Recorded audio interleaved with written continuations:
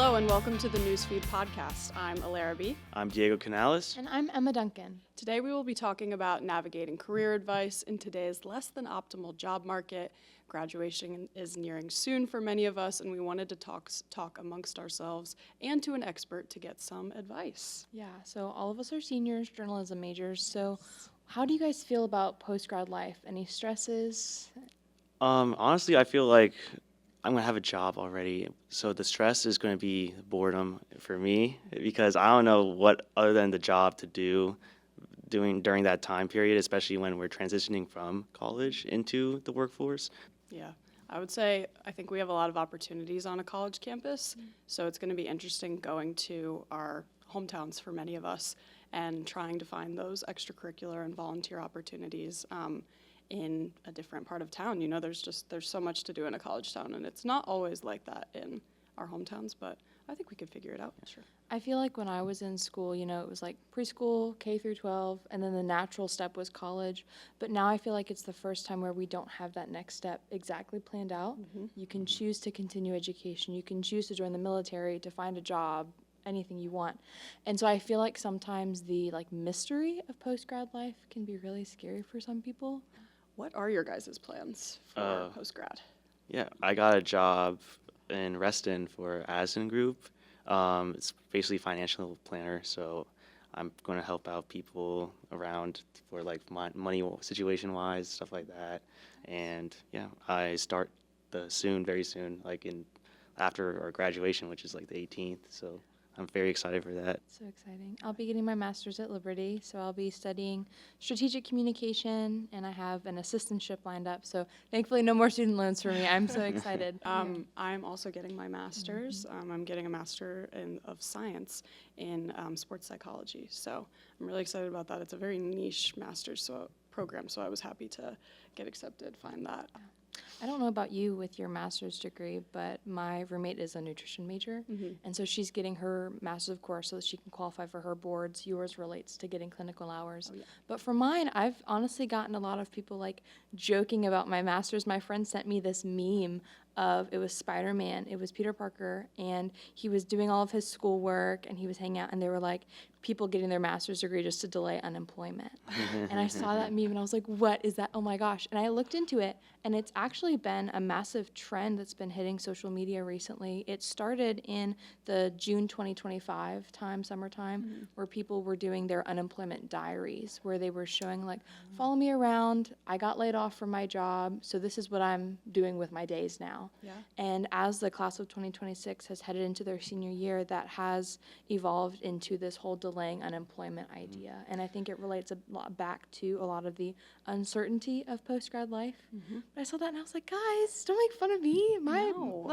The master's degree, I think, is just as valuable as stepping into a career. Yeah, use it to your advantage. Yeah. But that's also kind of going into common myths. I know for a lot of people, they say your major doesn't determine your entire career.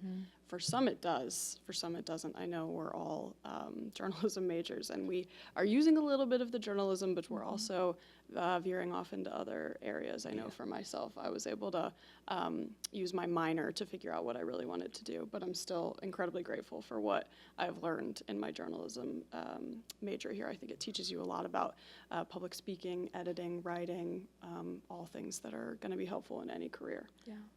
Writing. My minor is finance, so I use that leeway into other jobs. But journalism has helped a lot, especially with writing portions. I took a class with Jenkins, taught us how to write APA style and all that. Felt a lot better. To get real answers, we talked to someone who actually helps students land jobs. We talked to the Assistant Director of Career Pathways and College Relations, Leigh Anne Byrd. So as many people know, the current job market is one that has been a little bit more tough. In certain industries, there might be areas where there are just not as many job opportunities, but I still think that there is still a lot of hope. There are a lot of opportunities out there for students. Our office does a lot with students. You can come in from that beginning thing of career exploration. So you might not know 100% what you want to do. You're getting a particular degree, but not know where you want to go with that degree. And we can help students explore what are different opportunities that can come out of that degree. We also will then help students as they are putting together those documents to apply for different opportunities. So that could be putting together your resume, doing reviews on that, helping with cover letters, going to graduate school, helping you with personal statements for the graduate school process, law school, other professional schools, all of those different things, like helping students review those documents. And then we can help students also, once you've been offered an interview, we do mock interviewing with students. We also have a service that's available 24/7. It's called VMock, where students can practice interviewing. Yes. So we have that to help you as well. And we help students with salary negotiations when they get offered that job and they're trying to figure out if they are able to negotiate a salary or negotiate other things past the base salary. So extra hybrid days, or do they offer professional development funds, or is somebody also offering like to pay for a subway pass? I'm moving to a city. Will they pay for that, or a parking pass? And then we also support students when they're alum. So we'll work with you up to 2 years after graduation as well. So if you're still on that job hunt, we're here to help you. Or if you start out in an opportunity, change your mind, we're here to help you with that as well. There's more than one reason why Hokie alum should be connected. One is because we are here, right? We are here to provide services. So students just have to go back into Handshake. You still have the opportunity to utilize your VT email. So you can go in and make an appointment through Handshake, and we do Zoom appointments, we do phone appointments, and we do in person. But all these resources that we have are available to students after they graduate. So if I was to recommend one of our job platforms, which is called Career Shift, a student can still access that after they've graduated. They just have to use their Virginia Tech email address. Take advantage of our resources. Many students have never connected with us.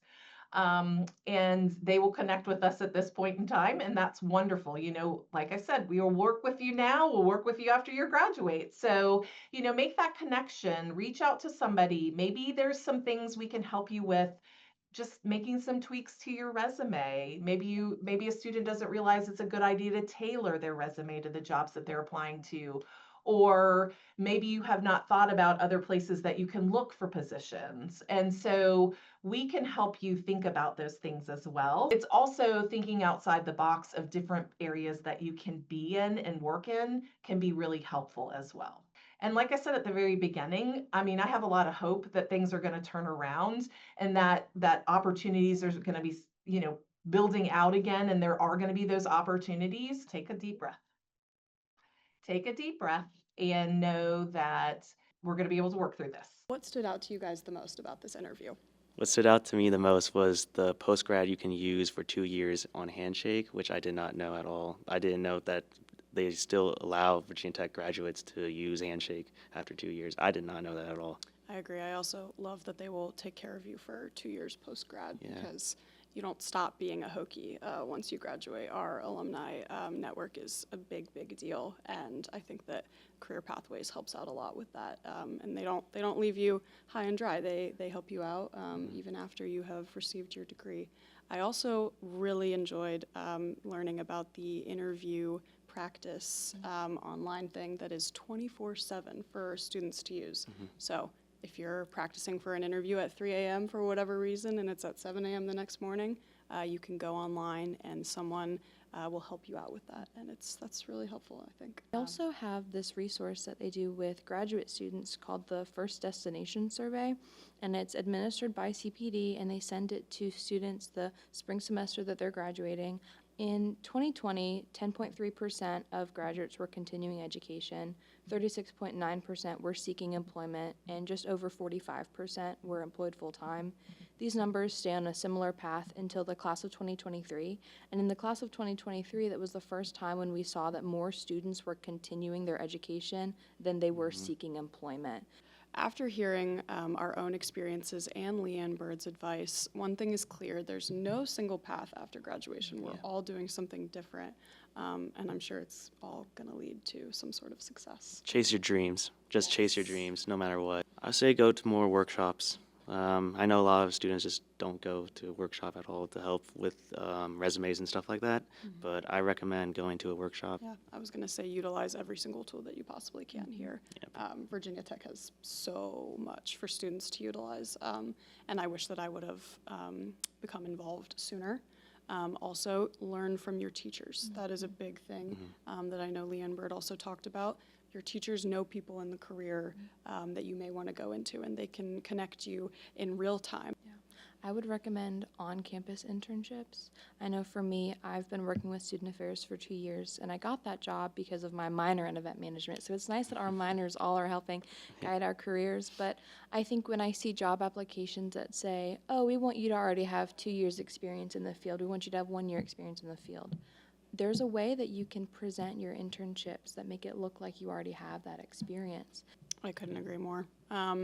And then just overall, I know that it can be tough. We've all gone through our fair share of struggles when it comes to careers. But at least there is still time to figure things out. No matter how little time you think you have, you actually do have a lot of time. And we just wanted to say good luck to anybody who is still finding their career path. Yeah. And thanks for listening to us today.